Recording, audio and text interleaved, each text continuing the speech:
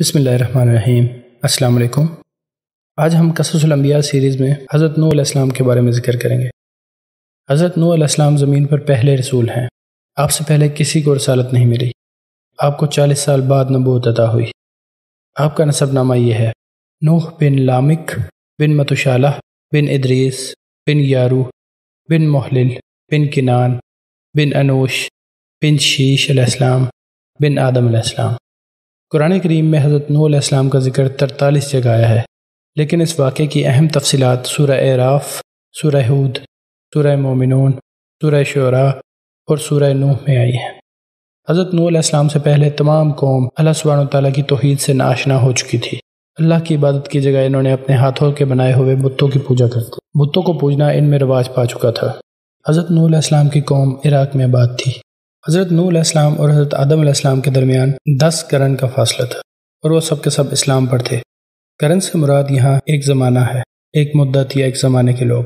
ان اچھے اور نیک زمانے کے لوگوں اور قوموں کے بعد ایسے حالات اور واقعات ظاہر ہوئے جس کا نتیجہ شرک اور بت پرستی نکلا۔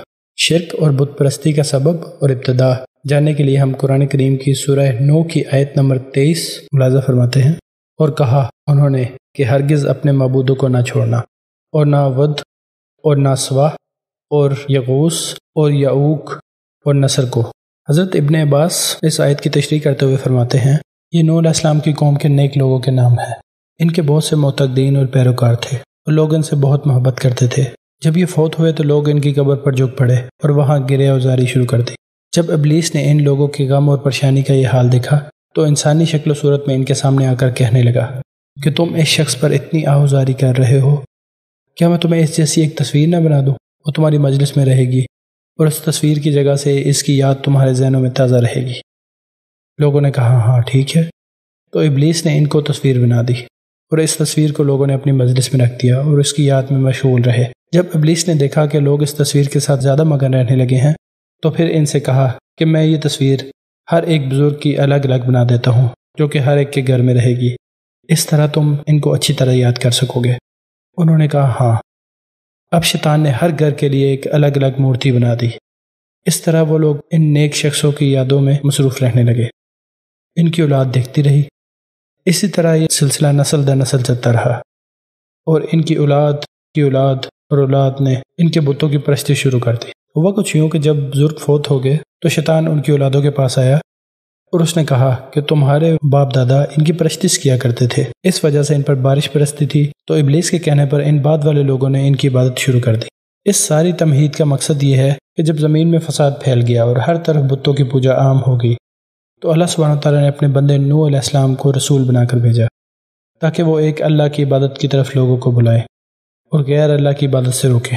نوح علیہ السلام سب سے پہلے رسول ہیں جو اللہ نے زمین والوں کی طرف بھیجے، جیسا کہ حدیث شفاعت میں آیا ہے، جس کو ابو ہریرہ رضی اللہ تعالیٰ عنہ نے روایت کیا کہ لوگ حضرت آدم علیہ السلام کے پاس آ کر کہیں گے کہ آدم تو ابو البشر ہے، اللہ سبحانہ تعالیٰ نے آپ کو اپنے ہاتھوں سے بنایا اور آپ نے اپنی روح پھونکی اور فرشتوں کو آپ کو سجدہ کرنے کا حکم دیا اور انہوں نے آپ کو سجدہ کیا، اور اللہ سبحانہ تعالیٰ نے آپ کو جنت میں بسایا۔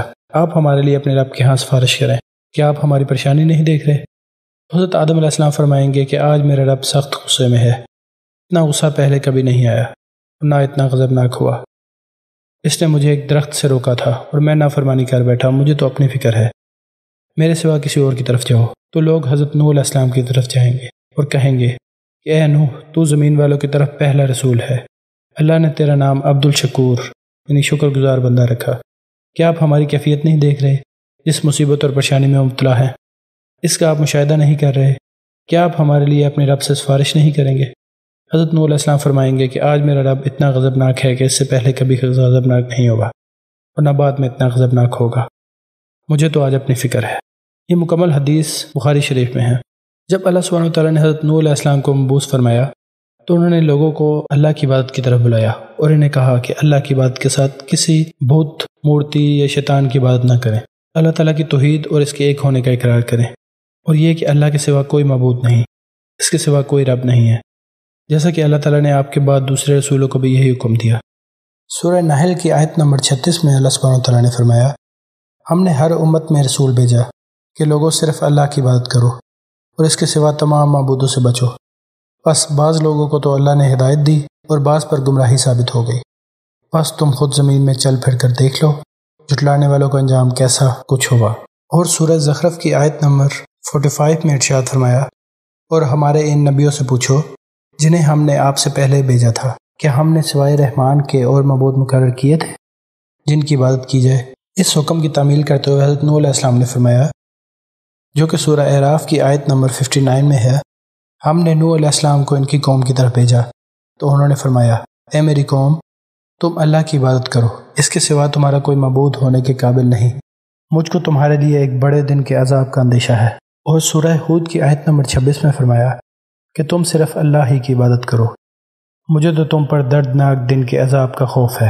اور سورہ نوح کی آیت نمبر 2 اور 3 میں فرمایا، نوح علیہ السلام نے کہا، اے میری قوم، میں تمہیں صاف صاف ڈرانے والا ہوں کہ تم اللہ کی عبادت کرو اور اسی سے ڈرو اور میرا کہنا مانو۔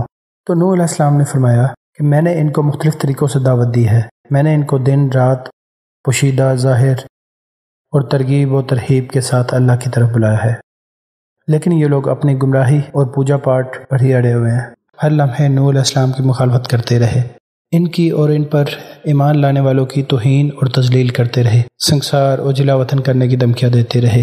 اور آپ کی قوم کے وڈیروں نے کہا، ہماری پختہ رائے یہ ہے کہ تو گمراہ ہے۔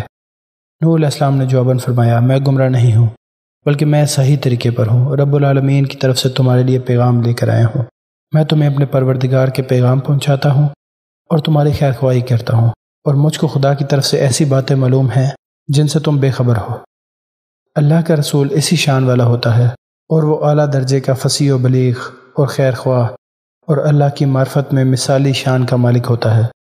قوم کے سرداروں نے جواب دیا کہ اے نوح، تیری پیروی گھٹیا لوگ اور کم عقل لوگ کر رہے ہیں، تجھے ہم پر کوئی برتری حاصل نہیں بلکہ ہم تجھے جھوٹا خیال کرتے ہیں۔ انہوں نے انسان کے رسول ہونے پر تعجب کیا اور آپ پر ایمان لانے والوں کو حقارت کی نگاہ سے دیکھا اور ان کو گھٹیا کہا جاتا ہے کہ وہ عاجزی اور ادب و احترام سے پیش آنے والے لوگ تھے اور ظاہری طور پر کمزور پوزیشن والے تھے، اور شاہ روم ہرکل کے بقول رسولوں کے اتباع اسی قسم کے لوگ کیا کرتے ہیں، ضعیف اور فقیر، اسی لیے ایمان لاتے ہیں کہ ان کو ایمان سے روکنے والی کوئی چیز نہیں ہوتی۔ عمرہ اور سرداروں کو ان کے مال اور جاہ و جلال کے چھن جانے کا خطرہ ہوتا ہے، یعنی انہوں نے بغیر سوچے سمجھے اور غور و فکر کیے تیری بات مان لی، حالانکہ ایمان والوں پر انہوں نے جس چیز کا الزام لگایا، اس کو غلط بتایا، وہی ان کی خوبی اور قابل تعریف صفت تھی، کیونکہ جب حق ظاہر ہو جائے تو پھر غور و فکر کا محتاج نہیں ہوتا اور غور و فکر کرنا غلط ہوتا ہے، اس وقت حق کی پیروی ضروری ہو جاتی ہے۔ حضرت نوح علیہ السلام نے اپنی قوم سے فرمایا کہ تمہارا کیا خیال ہے اگر میں اپنے رب کی طرف سے دلیل پڑھوں اور اس نے مجھے اپنی طرف سے رحمت عطا کی، یعنی کہ نبوت اور رسالت کا منصب عطا فرمایا، اور وہ تم پر چھپ گئی ہے، یعنی تم اس کو سمجھ نہیں سکے اور نہ تم نے اس کو اپنی ہدایت کا ذریعہ بنایا ہے، کیا ہم تم پر اس کو لازم کر دیں، یعنی تمہیں اس پر مجبور کریں جبکہ تم اسے ناپسند کرتے ہو؟ مطلب یہ ہے کہ جب تم اس کو ناپسند ہی نہیں کرتے بلکہ اس سے نفرت کرتے ہو تو پھر یہ تمہاری ہدایت کا وسیلہ و فدیہ کیسے بن سکتی ہے؟ اور اے میری قوم، میں اس پر تم سے اس کا کوئی معاوضہ و نصرت طلب نہیں کرتا، میرا اجر و ثواب اللہ کے ذمہ ہے، یعنی میں اپنی دعوت اور تبلیغ پر تم سے دنیاوی فائدے کا طالب نہیں ہوں، میں نے اس کا ثواب و اجر اللہ سبحانہ و تعالیٰ سے لینا ہے، جو اللہ کے پاس ہے وہ زیادہ بہتر اور پائیدار ہے، میں تمہیں بے علم اور جذبات کی روح میں پہ جانے والی قوم سمجھتا ہوں۔ حضرت نوح علیہ السلام اور ان کی قوم کے درمیان بڑا لمبا عرصہ یہ بحث و مباحثہ اور مناظرہ جاری رہا، چنانچہ اللہ تبارک و تعالیٰ نے دوسری جگہ ارشاد فرمایا، سورہ العنکبوت کی آیت نمبر 14، اور ہم نے نوح کو ان کی قوم کے پاس بھیجا تھا، چنانچہ 50 کم 1000 سال تک وہ ان کے درمیان رہے، پھر ان کو طوفان نے آ پکڑا اور وہ ظالم لوگ تھے۔ اتنی لمبی مدت کے باوجود ان کی قوم کے بہت کم لوگ ایمان لائے۔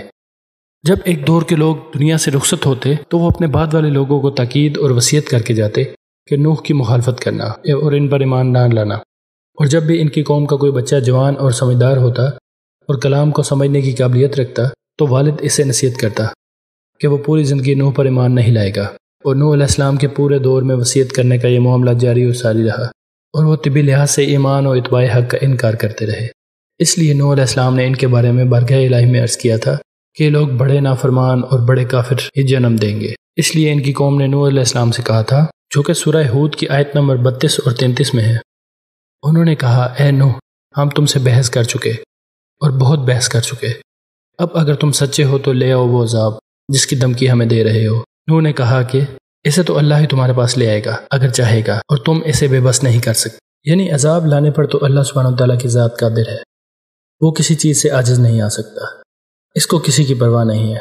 جب وہ کسی کام کو کرنا چاہے تو فرماتا ہے ہو جا، تو وہ ہو جاتا ہے۔ نوح علیہ السلام نے فرمایا، جو کہ سورہ ہود کی آیت نمبر 34 میں ہے، اگر میں تمہاری خیر خواہی کرنا چاہوں تو میری خیر خواہی اس صورت میں تمہارے کام نہیں آ سکتی جب اللہ ہی نے تمہاری ضد اور ہٹ ڈرمی کی وجہ سے تمہیں گمراہ کرنے کا ارادہ کر لیا ہو۔ وہی تمہارا پروردگار ہے اور اسی کے پاس تمہیں واپس لے جایا جائے گا۔ یعنی اللہ سبحانہ وتعالیٰ جس کو گمراہ کرنا چاہے اس کو ہدایت دینے پر کوئی قدرت نہیں رکھتا۔ اللہ ہی جس کو ہدایت دے اور جس کو چاہے ہدایت سے ہٹا دے۔ اللہ جو چاہتا ہے کر گزرتا ہے، وہ غالب و حکمت اور دانائی والا ہے۔ وہ اچھی طرح جانتا ہے کہ کون ہدایت کا حقدار ہے اور کون گمراہی کا مستحق ہے۔ اس کی حکمت بہت عمدہ ہے اور اس کی دلیل غالب آنے والی ہے اور باطل کو مٹا دینے والی ہے۔ اللہ سبحانہ وتعالیٰ نے سورہ ہود کی ہی آیت نمبر 36 میں فرمایا، اور نوح کے پاس وہی بھیجی گئی کہ تمہاری قوم میں سے جو لوگ اب تک ایمان لا چکے ہیں ان کے سوا اب کوئی اور ایمان نہیں لائے گا، لہٰذا جو حرکتیں یہ لوگ کرتے رہے ہیں تم ان پر صدمہ نہ کرو۔ اس میں نوح علیہ السلام کو تسلی دی گئی کہ قوم کی طرف سے جو حالات آپ کو پیش آ رہے ہیں اس میں آپ غمگین نہ ہوں، کیونکہ مدد اب قریب ہے اور عجیب و غریب معاملہ ان کے ساتھ پیش آنے والا ہے۔